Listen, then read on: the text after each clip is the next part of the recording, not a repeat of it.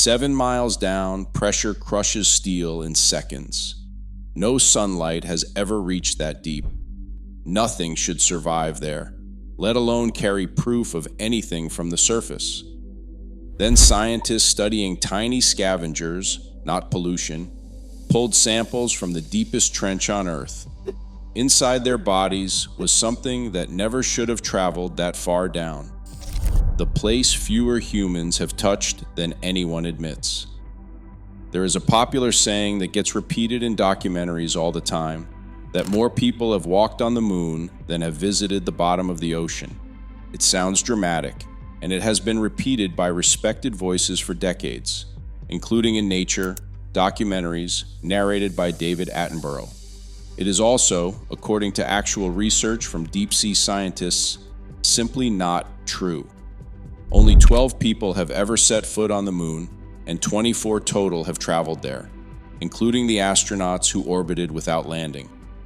Meanwhile, as of early 2023, researchers tracking crewed descents estimated that at least 27 people, and possibly more than 40, had already reached the Challenger Deep, the deepest point of the Mariana Trench. The first crewed descent happened in January 1960, when Jacques Piccard and Don Walsh piloted a bathyscaphe called the Trieste down to the bottom and stayed there for about 20 minutes. The dive itself nearly ended in disaster, since a viewing window cracked partway down under the strain of the pressure, though the vessel held together long enough to reach bottom and return safely. Piccard later wrote that the trip settled a question biologists had been asking for decades: whether life could exist at all at the deepest point in the ocean, and it could, since the crew reported spotting what looked like a flatfish resting on the seafloor. Nobody returned for over 50 years after that, until filmmaker James Cameron piloted a solo submersible called the Deep Sea Challenger down to a depth of roughly 10,908 meters in March 2012. After Cameron's dive, the pace picked up dramatically. Between April 2019 and July 2022, investor and explorer Victor Vescovo made 15 separate descents to the Challenger Deep, piloting a submersible called the DS-5 limiting factor, taking along a rotating list of passengers that eventually included former NASA astronaut Kathy Sullivan, making her the first person in history to have both walked in space and visited the deepest point on Earth. That same 2019 program, known as the 5 Deeps Expedition, also made Vescovo the first person to reach the deepest point of all 5 of the world's oceans within a single continuous mission, a feat no other explorer had ever attempted, let alone completed. China's own crewed submersible, the Fendouzha, reached the bottom in 2020 as well. Even with that recent burst of activity, each descent still counts as one of the rarest journeys any human being can make.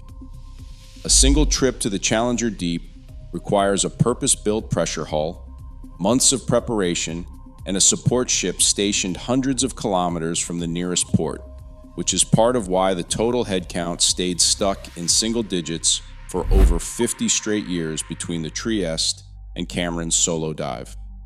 So the honest comparison is not that space is somehow easier to reach than the ocean floor. It is that both places remain extraordinarily hard to get to, and humans have now visited the bottom of the trench slightly more often than they have walked on the moon, even though almost nobody realizes it. That correction matters, because it sets up the real question properly. If people really have been getting down there more than the popular myth suggests, then whatever they found on the way down deserves a closer look, starting with how this trench even came to exist in the first place. A trench built by a slow-motion collision. The Mariana Trench did not form from any single dramatic event. It is the product of one of the slowest, most patient collisions imaginable, a process geologists call subduction, where one section of the Earth's crust gets forced beneath another.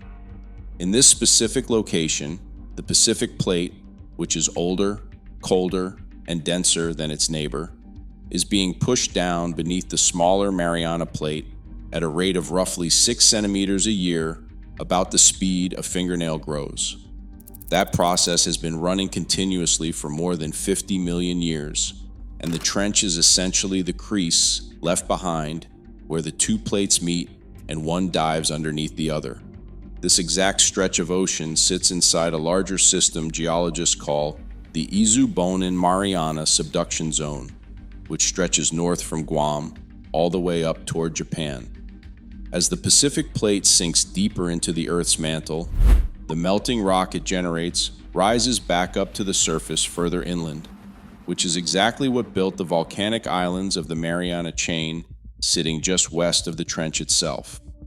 Despite the trench producing the deepest known point on Earth, the subduction here happens to run unusually smoothly compared to some other trench systems around the Pacific, since nearby fault lines let the Pacific plate bend more gradually, rather than jamming and grinding against its neighbor the way other subduction zones sometimes do, which is part of why this particular stretch has produced fewer of the massive earthquakes seen along other sections of the Pacific Ring of Fire. Even though deep seismic activity here still runs to depths of several hundred kilometers below the surface. One especially strange side effect of this slow collision involves something called serpentinite mud volcanoes, found scattered across the Forearc region just west of the trench. As the Pacific plate gets dragged downward, water trapped inside its rock reacts chemically with minerals under intense heat and pressure, producing a soft, mineral-rich mud that eventually forces its way back up through cracks in the seafloor, sometimes carrying pieces of ancient subducted seamounts and even fossil-bearing limestone along with it. Researchers studying these mud volcanoes have found they may host microbial communities that survive purely on the chemical energy released by these reactions, a discovery that has drawn serious attention from scientists studying how life itself might have first started on Earth, since environments like this do not depend on sunlight or oxygen at all. That detail turns out to matter a great deal for the rest of this story, because it means life at the bottom of the Mariana Trench is not simply surviving despite the extreme conditions there. In some very specific pockets, it may actually be thriving because of chemistry that has nothing to do with the sun whatsoever. Before getting to how deep that chemistry actually reaches, it helps to understand exactly how brutal the physical environment gets on the way down. How deep is too deep? The Mariana Trench sits in the western Pacific Ocean, stretching more than 2,550 kilometers long in a crescent shape formed by one tectonic plate sliding slowly beneath another. Its deepest section, the Challenger Deep, reaches a maximum depth of roughly 10,935 meters below the surface, though different survey methods over the decades have produced slightly different numbers ranging from about 10,900 to just under 11,000 meters, since even modern sonar and pressure sensors carry small margins of error at that scale. Whatever the exact figure, it is deep enough that if Mount Everest were dropped into the trench, its peak would still sit more than 2 kilometers underwater. The pressure at that depth is difficult to picture using ordinary comparisons. Water pressure increases by roughly 1 atmosphere for every 10 meters traveled downward, and by the time you reach the Challenger Deep, the total pressure pushing in from every direction is more than 1,000 times what a person feels standing at sea level, somewhere around 15,750 pounds per square inch. Scientists studying the site have compared this to the weight of about 50 jumbo jets pressing down on a single point, or an elephant balanced on top of a human thumb.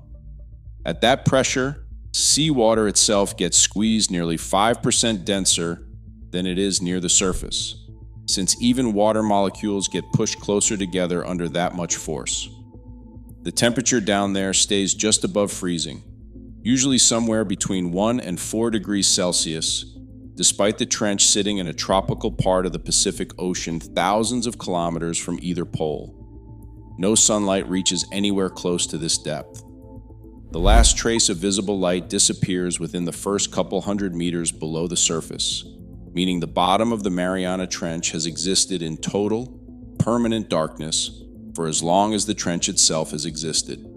For comparison, an international mapping effort called Seabed 2030 has spent years trying to chart the entire ocean floor to modern standards, and by 2025, that project had only reached about 27% coverage worldwide, up from just 6% when the effort began in 2017.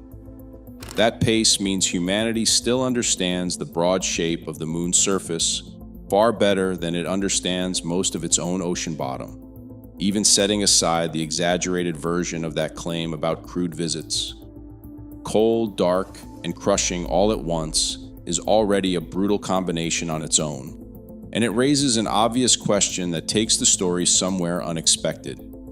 If the ocean holds legendary giants like the ones described in old sailor stories, surely something that size would need this kind of extreme depth to hide in, right? The giants that never actually make it that far down. The Kraken legend, the old Scandinavian tale of a sea monster large enough to be mistaken for an island, almost certainly grew out of real encounters with giant squid, a species scientists now call Architeuthis dux.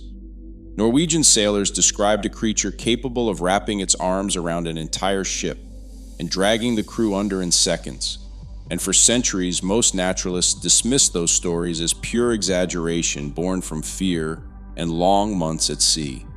That changed once real specimens started washing ashore and turning up tangled in fishing nets during the 1800s, giving scientists their first physical proof that something enormous really was out there, even if it looked nothing like the version described in folklore.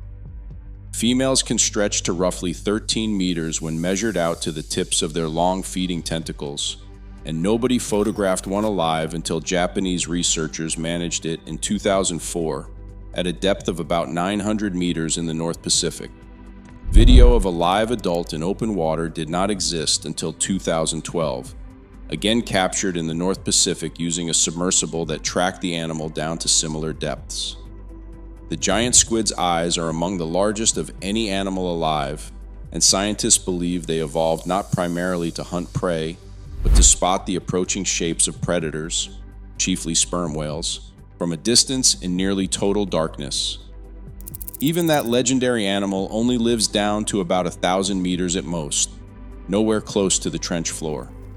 A heavier relative, the colossal squid, lives in the cold waters around Antarctica and can weigh close to 500 kilograms, with the largest examined beaks suggesting some individuals may reach 700 kilograms, making it the heaviest invertebrate ever confirmed. It carries the largest eyes of any known animal on Earth, measured at roughly 27 centimeters across, built to catch every scrap of light in nearly total darkness. Unlike the giant squid, which grips prey using small teeth lining its suckers, the colossal squid wields sharp hooks on its arms and tentacles that can rotate in a full circle, letting it lock onto struggling prey from nearly any angle. A remotely operated vehicle finally filmed a live juvenile colossal squid in its natural environment for the first time in April 2025, working near the South Sandwich Islands for the Schmidt Ocean Institute, more than a century after scientists first confirmed the species existed purely from beaks and carcasses. Sperm whales, the animals that actually hunt these squid, dive deeper than almost any other mammal on the planet, with tagged individuals recorded reaching past 2,000 meters on the most extreme feeding dives. Their bodies handle this by shutting down nearly every non-essential function while submerged, redirecting blood away from the skin and limbs and toward the heart and brain, allowing some individuals to hold their breath for over an hour at a time. A large oil-filled organ inside the whale's head, called the spermaceti organ, likely helps it control buoyancy and focus sound for hunting in complete darkness, where eyesight becomes almost useless. Scars covering the skin of many sperm whales, left behind by the hooks and suckers of squid fighting for their lives, are some of the only physical evidence scientists have that these underwater battles actually happen at all. Even sperm whales, the deepest diving predator on this entire list, still falls short of the trench floor by an enormous margin, reaching barely a fifth of the way down to where the Mariana Trench actually bottoms out.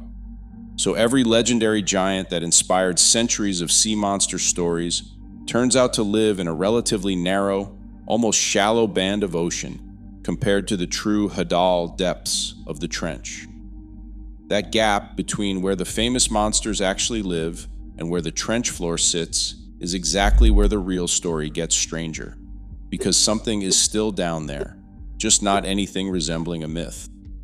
If you're enjoying this deep dive, hitting subscribe means you won't miss the next one. What actually survives at the bottom? In 2014, cameras lowered into the Mariana Trench near the Serena Deep recorded a pale, soft-bodied fish swimming past at a depth deeper than any living fish had ever been filmed before. Researchers Mackenzie Geringer, Thomas Lindley, Alan Jameson, Erica Getza, and Jeff Drazen studied the footage and specimens, and in 2017 formally described it in the journal Zootaxa as a new species, Pseudoliparus sweeri, now known as the Mariana snailfish.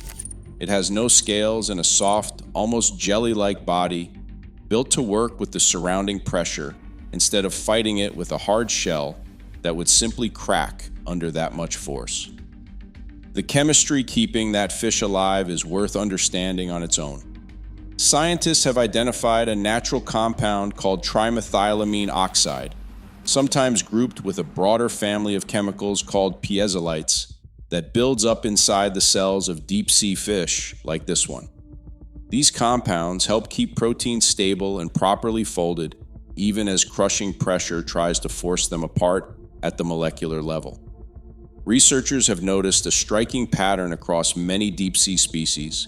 The deeper a fish tends to live, the more of this compound its tissue seems to carry, almost as though there is a hard biological ceiling on how deep any fish can survive, based on how much of this stabilizing chemical its body can hold, before other systems start failing instead. Sharing that same depth zone is a creature almost nobody has heard of, an amphipod called Alicella gigantea, nicknamed the supergiant amphipod. Ordinary amphipods, the small shrimp-like creatures found in nearly every body of water on Earth, rarely grow past 1 centimeter. This species grows past 30 centimeters, 20 to 30 times larger than its relatives, and has been recorded at depths ranging from around 3,890 meters all the way down to nearly 8,931 meters. Genetic studies suggest a single global population of this species may stretch across more than half the world's oceans, showing up in trenches thousands of kilometers apart, carrying nearly identical DNA. Scientists still debate exactly why this one species grows so disproportionately large compared to its relatives, though leading theories point to a pattern called deep-sea gigantism, where the crushing cold and pressure of these environments may slow metabolism enough to let cells grow larger and animals live considerably longer than their shallow water cousins, alongside genetic studies showing this species carries an unusually large genome that may influence how big its cells ultimately grow. The strangest resident of all might be something most people would never guess counts as an animal at all. Xenophyophores are single-celled organisms, giant amoebas roughly the size of a mango, and they hold the record for the largest single cell known to science. A Scripps Institution of Oceanography expedition in 2011 documented them living at depths up to 10,641 meters inside the Serena Deep, breaking the previous depth record for the species by nearly 2 miles. These giant cells act almost like tiny apartment buildings, hosting a variety of smaller organisms inside their structure, and researchers have found they concentrate heavy metals like lead, uranium, and mercury from the surrounding water at unusually high levels, likely as a side effect of how they filter particles for food. None of these animals look anything like a kraken or a sea monster. They are small, strange, and built entirely around surviving pressure and darkness, rather than dominating anything through size. That alone might sound like reassuring news, proof that nothing genuinely dangerous lives at the bottom of the trench. Except one discovery from the last decade shows that the actual danger down there has nothing to do with any animal at all, and it involves something humans put there ourselves. The part that is actually more disturbing than space, for all its emptiness and cold, is essentially untouched by human waste. Nothing we have thrown away on Earth has drifted up and settled onto the surface of the Moon or Mars in any meaningful way. The bottom of the Mariana Trench cannot say the same thing, and that difference is exactly what makes it more unsettling than the vacuum of space ever could be. In 2017, a research team led by Alan Jameson at Newcastle University published a study in the journal Nature, Ecology, and Evolution, examining small shrimp-like scavengers called amphipods pulled up from the Mariana and Kermadec trenches using specially built deep-sea landers. Those two trenches sit roughly 7,000 kilometers apart on opposite sides of the Pacific Ocean, which made the results even harder to explain away as some kind of local accident. What they found inside the fatty tissue of these creatures were extraordinarily high levels of persistent organic pollutants, specifically polychlorinated biphenyls, known as PCBs, and polybrominated diphenyl ethers, used for decades as electrical insulators and flame retardants. PCBs were banned worldwide starting in the late 1970s due to links with cancer, yet the most contaminated amphipod samples pulled from the Mariana Trench carried PCB levels roughly 50 times higher than crabs studied in one of the most polluted rivers in China. Jameson said publicly that his team had always assumed the deep ocean was remote and pristine, safe from human impact, and that the results showed that assumption could not be further from the truth. The math behind how these chemicals even got there is its own kind of disturbing.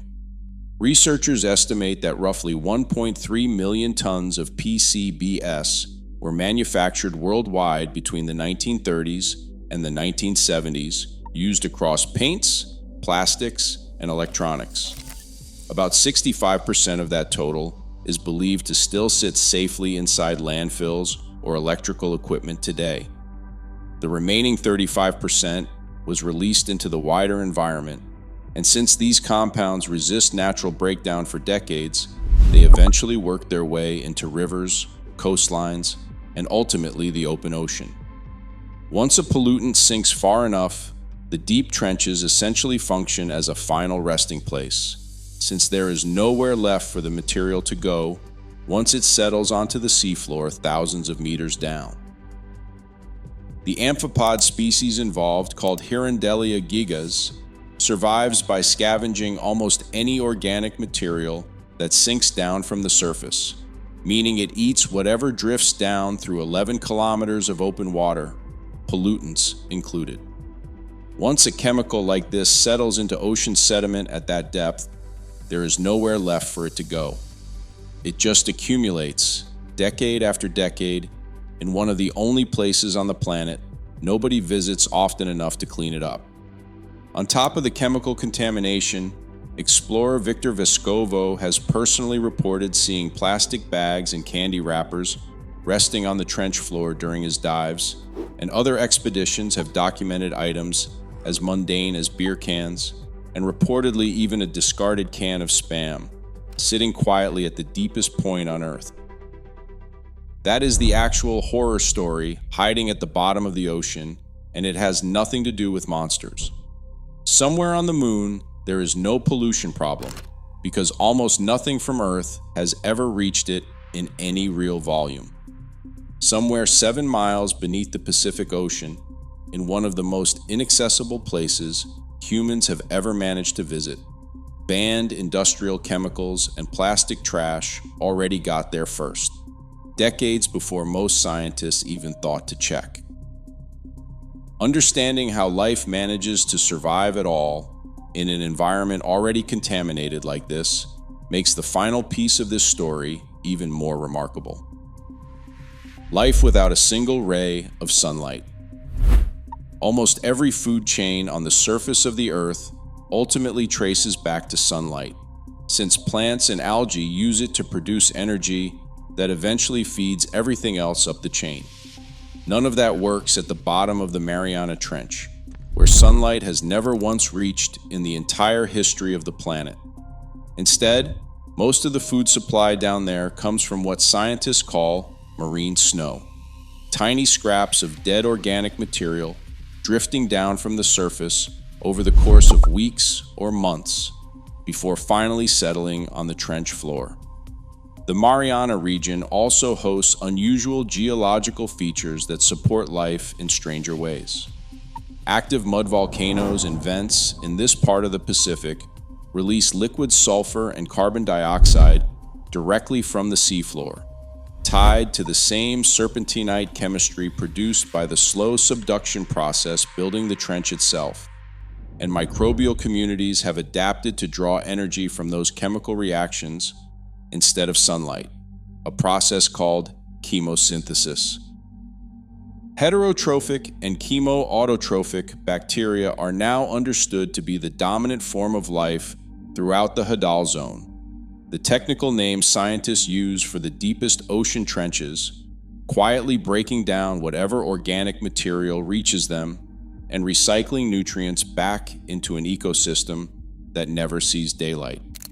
Some researchers studying these vent communities believe environments like this may resemble the conditions where life on Earth first got started billions of years ago, long before the atmosphere contained enough oxygen or sunlight reached the surface the way it does today, which turns the deepest, darkest place on the planet into one of the more promising spots on Earth for understanding how life began in the first place.